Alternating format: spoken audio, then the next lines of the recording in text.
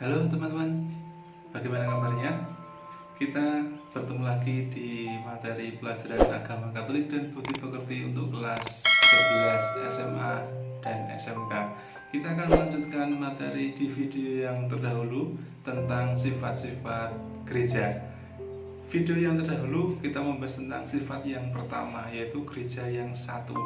Nah, video yang ini kita akan membahas sifat yang kedua, yaitu adalah gereja yang kudus.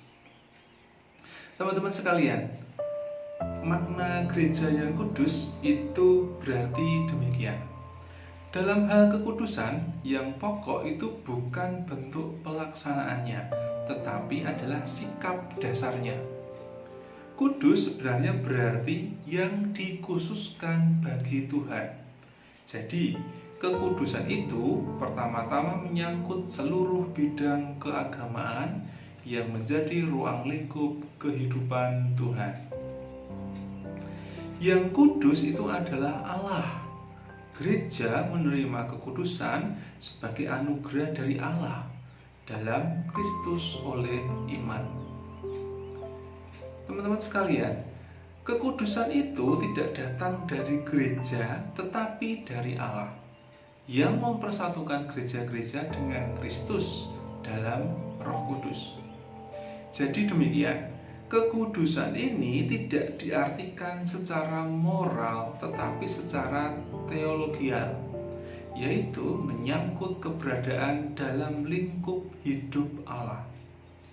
Kategori kudus bukan soal baik buruknya tingkah laku, melainkan hubungannya dengan Allah.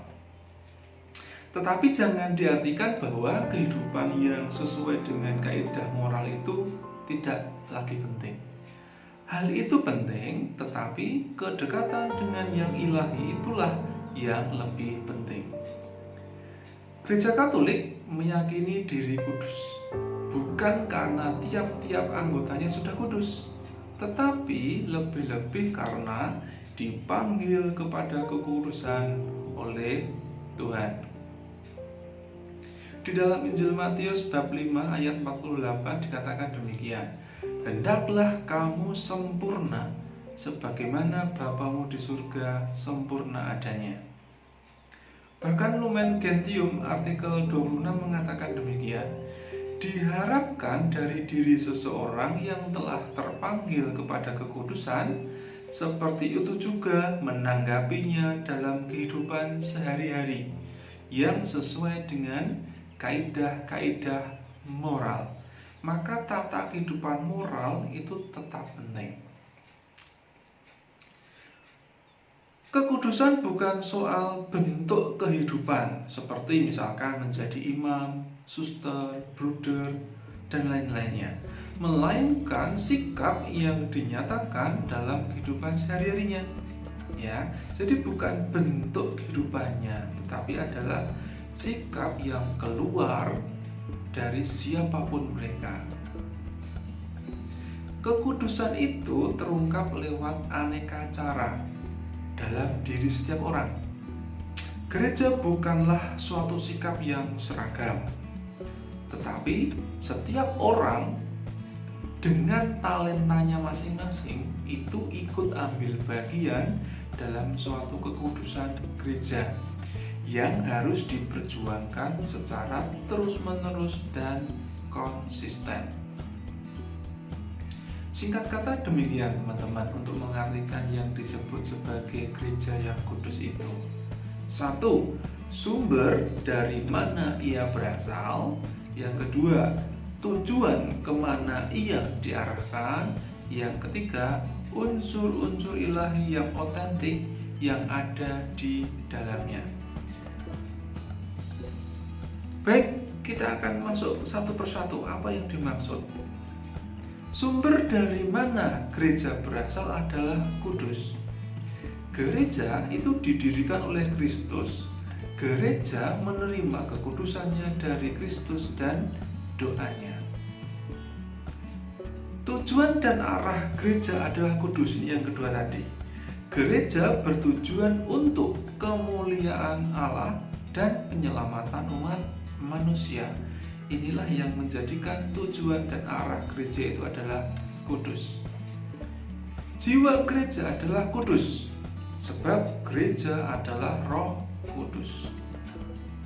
Unsur-unsur ilahi yang otentik yang berada di dalam gereja adalah kudus. Misalnya, ajaran-ajaran dan sakramen-sakramen. Itu adalah unsur-unsur yang ada di dalam gereja yang menjadikan gereja itu adalah kudus. Lalu apa kesimpulannya teman-teman ketika kita mempelajari gereja yang kudus ini? Demikian, sebagai kesimpulan teman-teman bisa menangkap ini. Tuhan kita sendirilah yang sumber kekudusan itu.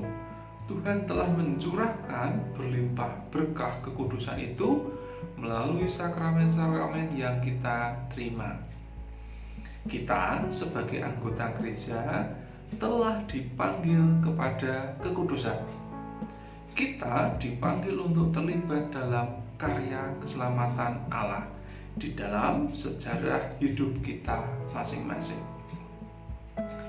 Gereja kita telah ditandai dengan teladan-teladan kekudusan yang luar biasa di dalam hidup para kudus sepanjang masa.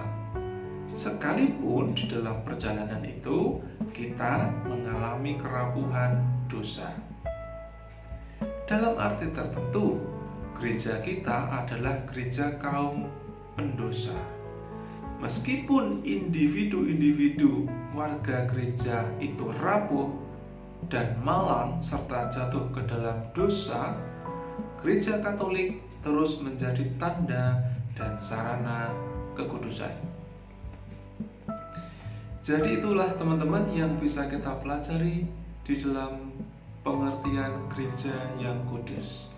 Maka semoga materi yang singkat ini dapat memotivasi teman-teman untuk semakin menjadi kudus, ikut ambil bagian dalam karya keselamatan gereja. Baik teman-teman, semoga teman-teman selalu dapat berproses dan menjadi pribadi yang beriman di dalam kekudusan teman-teman. Mari kita ikut ambil bagian dalam kekudusan gereja di dalam karya penyelamatan Allah. Terima kasih, berkah dalam.